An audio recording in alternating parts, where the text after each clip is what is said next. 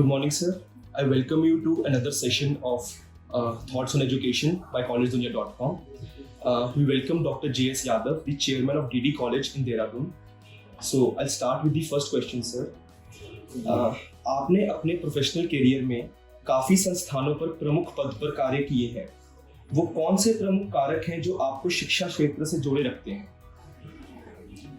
Basically मौलिक रूप से मैं गुरुकुल से अपनी शिक्षा आरंभ की और शिक्षा आरंभ काल में मैं अपने गुरुजी राम सिंह शांत जिनका नाम है उनसे जुड़ा रहा, जिन्होंने एक नहीं कई स्कूल्स कई कॉलेज स्थापित किए और न केवल स्थापित किए बल्कि उन्हें एक ऊंचाई तक लेके गए और उन महाविद्यालयों और स्कूल और गुरुकुलों से जो छात्र छात्राएं पढ़े वो बहुत ऊंचे पदों तक भी गए और उन्होंने समाज की बहुत अच्छी सेवा की. तो उसी समय से मुझे केवल मेरा एक ही सपना था कि मुझे शिक्षा के क्षेत्र में ही सेवा करनी है, एक अच्छा शिक्षक बनना है, एक अच्छा मार्गदर्शक बनना है. तो यह एक मुख्य कारक रहा कि जो मुझे शिक्षा से जोड़े रखता है. ठीक है सर, डीडी कॉलेज के चेयरमैन होने के नाते आप अपनी एडमिनिस्ट्रेशन के प्रमुख कार्यक्रमों और योजनाओं के बारे में कैसे रणनीति बनाते हैं? बेसिकली मैं समझता हूँ कि हमारा कॉलेज एक शैक्षिक संस्थान है और शैक्षिक संस्थान की समाज के प्रति जो जिम्मेदारियाँ हैं उन जिम्मेदारियों को और समझकर और वर्तमान में जो परिस्थितियाँ हैं उन परिस्थितियों को समझकर एक ऐसा शैक्षिक वातावरण बनाना जो समाज को अच्छी दिशा में लेकर जाए, उसी के परिप्रेक्ष्य में मैनेजमेंट के लिए या उसके एडमिनिस्ट्रेशन के लिए उन सभी जो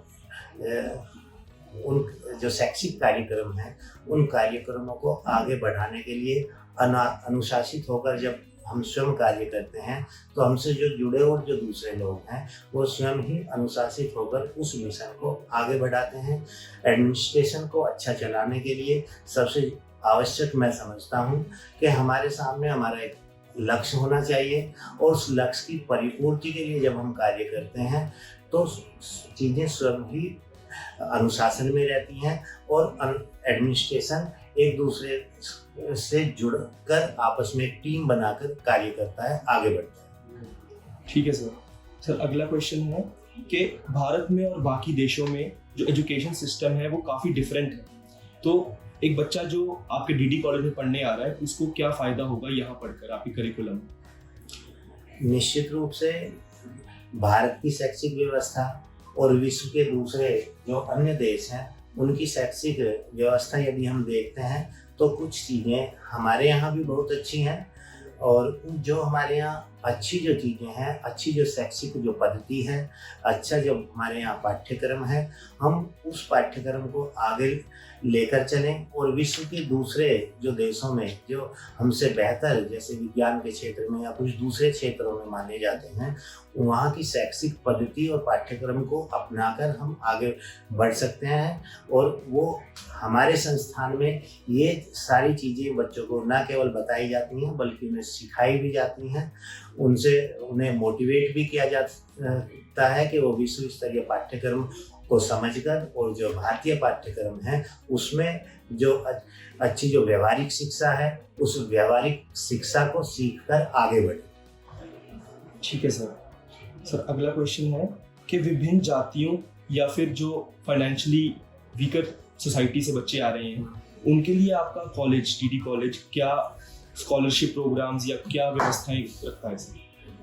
निश्चित रूप से 50 छात्र प्रत्येक वर्ष डीडी कॉलेज जब से प्रारंभ हुआ है और आज तक 50 छात्र हमारे यहाँ जो गरीब तबके से आते हैं वो निःशुल्क पढ़ते हैं और निःशुल्क पढ़ने के साथ साथ प्रत्येक वर्ष हमारे यहाँ हमने अपने गुरुजी के नाम से एक राम सिंह शांत स्कॉलरशिप हम देते हैं. ये उन छात्रों को दी जाती है जो छात्र मेधावी होते हैं और मेधावी होने के साथ साथ जिन छात्रों का फाइनेंशियल बैकग्राउंड वीक होता है तो उनमें छात्रवृत्ति भी दी जाती है और छात्रवृत्ति के साथ साथ जो यहाँ की शुल्क है उस शुल्क में भी ऐसे छात्रों को छूट दी जाती है। बस बेसिकली हमारा उद्देश्य है कि वास्तव में जो बच्चा पढ़ना चाहता है हम उसे पढ़ाएंगे, आर्थिक समस्या उसके आड़े नहीं आए। ठीक है सर। सर नेक्स्ट क्वेश्चन है कि डीडी कॉलेज के चेयरमैन होने के नाते आपको क्या लगता है कि आपका संस्थान और छात्रों के प्रति क्या जिम्मेदारियां हैं? देखिए, जो कि शैक्षिक संस्थान है हम लोग, और किसी भी देश की या किसी भी राष्ट्र की प्रगति में उसकी शिक्षा का सबसे बड़ा योगदान होता है। यदि हमारी शैक्षिक पद्धति अच्छी है और हमारी शैक्षिक पद्धति गुणवत्तापूर्वक है या व्यवहारिक है तो निश्चित रूप से वो राष्ट्र आगे बढ़ते हैं। इसलिए एक कॉलेज का अध्यक्ष होने के नाते मैं समझता हूँ कि हमारी जो जिम्मेदारी है वो और अधिक बढ़ जाती है। जैसा कि मैंने पहले बताया कि हमारे संस्थान का उद्देश्य है कि वो विभिन्न क्षेत्रों में, चूँकि हायर एजुकेशन युवाओं से जुड़ी रहती है, हम ऐसे युवा तैयार कर सकें जो न केवल शैक्षिक क्षेत्र में बल्कि चाहे वह सामाजिक क्षेत्र हो, चाहे वह राजनीतिक क्षेत्र हो, चाहे वह आर्थिक क्षेत्र हो, चाहे वह चिकित्सा का क्षेत्र हो, चाहे वह इंजीनियरिंग का क्षेत्र हो, कि ऐसा एक युवा नेतृत्व तैयार करना जो अपने अपने क्षेत्रों में भारत को एक अच्छा प्रतिनिधित्व दे सके, उनके एक अच्छे आइडियल्स बना सकें। ऐसे युवा यहाँ से हम तैयार करके समाज को समर्पित कर सकें। ठीक है सर। सर नेक्स्ट क्वेश्चन है कि आपको क्या लगता है कि अगले 10 साल में डीडी कॉलेज का प्राथमिकता होना चाहिए? हमारी प्राथमिकता है समाज में एक ऐसा वातावरण देना या ऐसा सामंजस्य पूर्ण शिक्षा देना जिसमें समाज एक आपस में सद्भाव से रहे, एक प्रेम से रहे, और एक ऐसा संदेश देना जिसमें सामंजस्य हो, जिसमें किसी तरह का भेदभाव ना हो, और सब प्रेम समाज में प्रेम पूर्वक आपस में एक दूसरे को सहयोग करें और सब एक दूसरे के आगे बढ़ने के लिए सहयोग कर सकें। इस तरह की शिक्षा व्यवस्था देना, मुख्य रूप से समाज से भेदभाव, शिक्षा के माध्यम से भेदभाव को दूर करना। ठीक है सर। सर अगला क्वेश्चन है कि जो बच्चे अभी डीडी कॉलेज में पढ़ना चाहते हैं तो आप उनको कुछ मैसेज देना चाहेंगे अपने इस इंटरव्यू के थ्रू?